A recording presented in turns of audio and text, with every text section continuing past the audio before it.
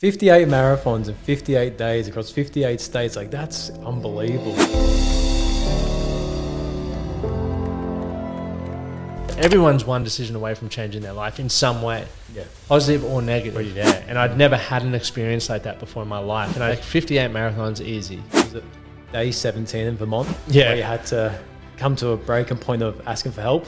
I've trained a lot in my life and I've never had an injury like that. So it's the most insane thing I could possibly think that I could put my body through and myself through. The hardest part in any change is the acceptance that you need to change, and there's a time and a place to be open and vulnerable, and there's a time and a place where you need to roll your sleeves up and get stuff done. And my videographer's like, come on man, just give me some emotion. We need this for the doco and for the socials. And I was like, that's not who I am. I'm not going to do it just for clicks and likes. Why do you think it was such a challenge to accept? One, I don't want to put people out. If you want something done well, you do it yourself. Like, how did you develop, I guess, being more responsive than reactive?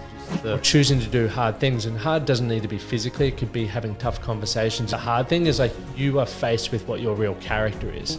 How is anyone ever going to be allowed to grow and change if people always hold them to the version of themselves that they met them in? And then when I finished, it's like, holy crap, I just did that, man. And like, it was one of the most beautiful experiences I've ever had. Welcome to the One Talk Podcast with Ryan McCarthy.